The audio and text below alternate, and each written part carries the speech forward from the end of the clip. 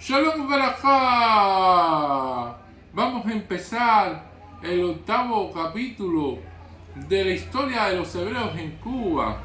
Ya habíamos visto desde la entrada, el descubrimiento de Cristóbal Colón de estas tierras, cómo habían llegado con ellos los primeros hebreos. Habíamos visto el desenvolvimiento de ellos en este nuevo mundo, el proceso de la Inquisición española y la persecución, los judíos cómo se tuvieron que adaptar a distintos tipos de medios que no conocían, y precisamente la adaptabilidad al cambio es lo que garantiza la supervivencia de ellos en los diferentes momentos históricos que han tenido que vivir. Y precisamente en los capítulos anteriores que habíamos visto, tanto de piratas como de corsarios, como de la toma de La Habana por los ingleses y todo este tipo de situación. En este capítulo nos vamos a dedicar al siglo XIX.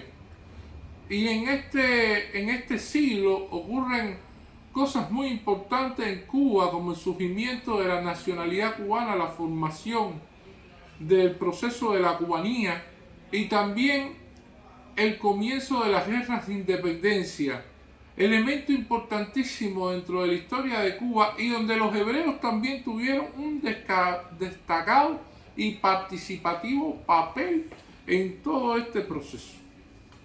Y la Enciclopedia Judaica Castellana comienza hablando: como el comercio con extranjeros y establecimientos de estos en la isla estaba prohibido, no existían allí sino personas de origen judío o bien criptojudíos, o sea, judíos que habían pasado a convertirse al catolicismo.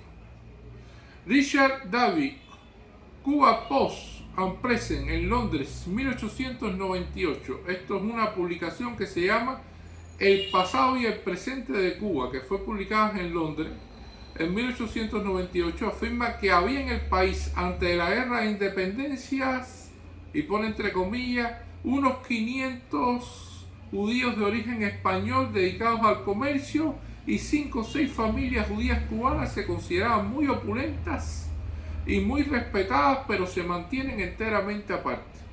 Con respecto a esta cifra, la Enciclopedia Judaica Castellana comenta que está muy exagerada, y sin embargo es casi imposible establecer ahora el número de familias hebreas que existían en Cuba en la época colonial, pues se mezclaron con la población y borraron las huellas de su origen hebreo.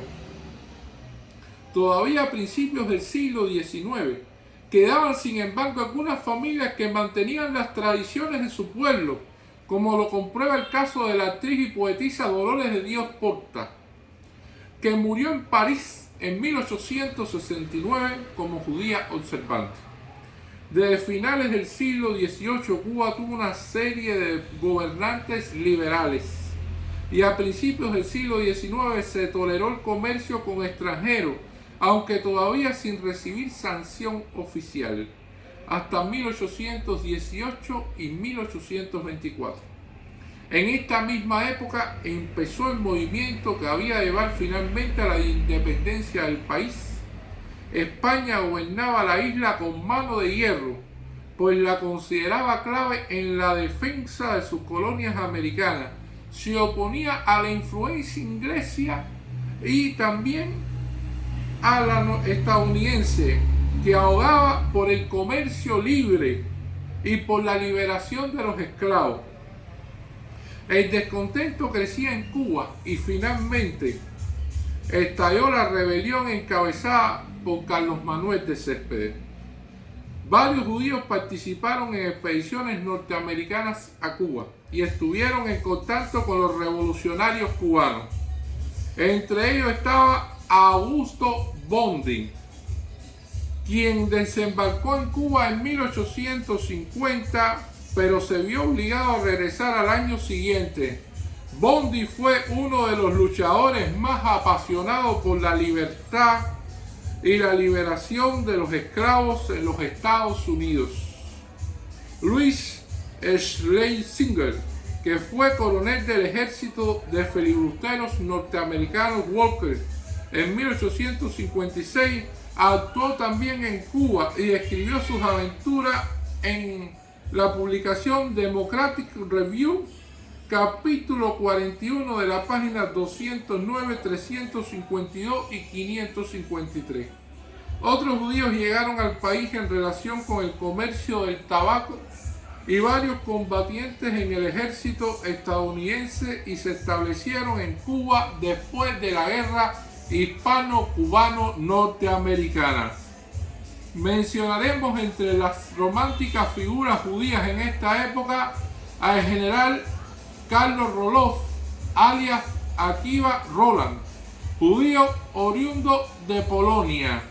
Y esto es interesante porque en el libro de Tropical Diaspora nos dice que Carlos Roloff Mialovsky, también conocido como Akiva Roland, era un judío ucraniano que se convirtió también en general, pero además, después de la independencia de Cuba, fue ministro de Finanzas.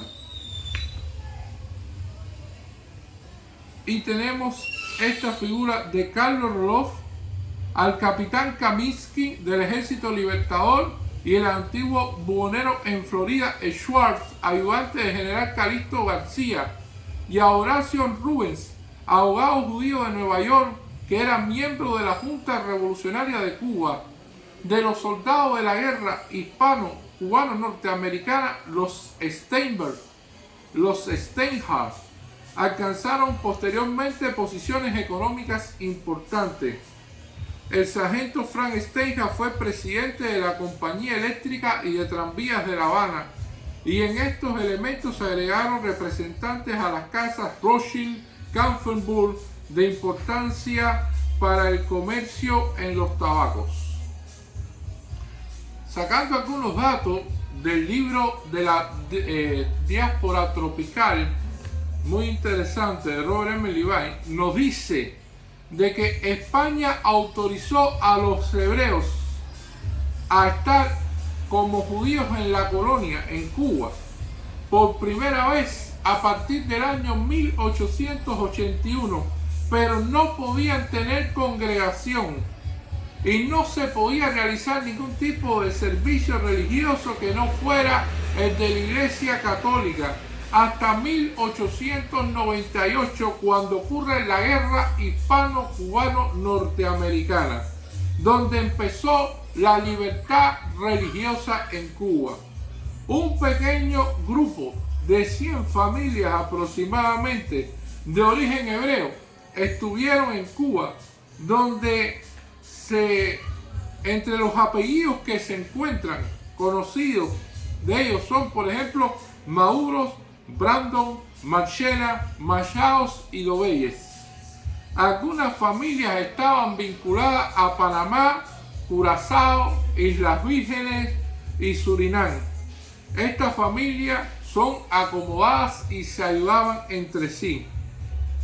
Muchos se casaron con personas que no eran de origen hebreo y se criaron a sus niños en un sistema católico, y muchos llevaron vidas seculares y no ocultaron sus orígenes de que eran hebreos. Y los brandos jugaron un rol especialmente en algunos de los elementos de los hebreos en la zona.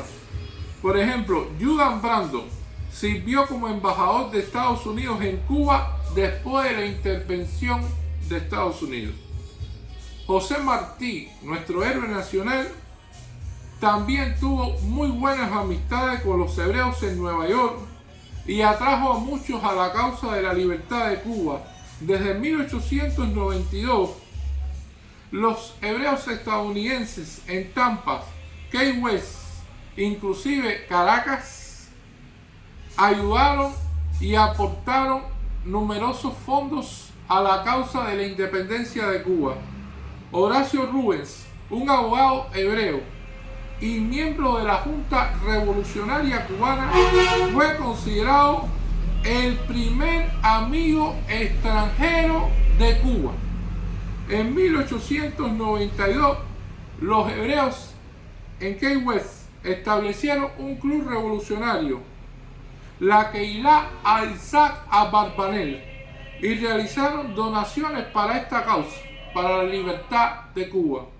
José Martí fue a este grupo invitado por los hermanos José Mas y Eduardo Steinberg.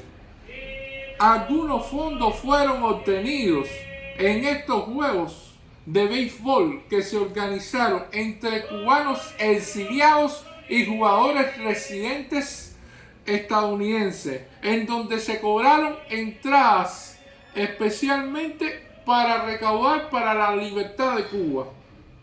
Una de las frases más típicas de José Martí fue: "Mi onda es la de David", donde evidentemente se ve una influencia de la lucha del pueblo de Israel por lograr su libertad, por obtener su país. Todas esas cuestiones inspiraron a Martí para decir esta frase: "Mi onda es la de David", de luchar contra un Goliat o contra una metrópoli como España, contra el Imperio Español, para obtener esa libertad tan ansiada de Cuba. Muchas gracias.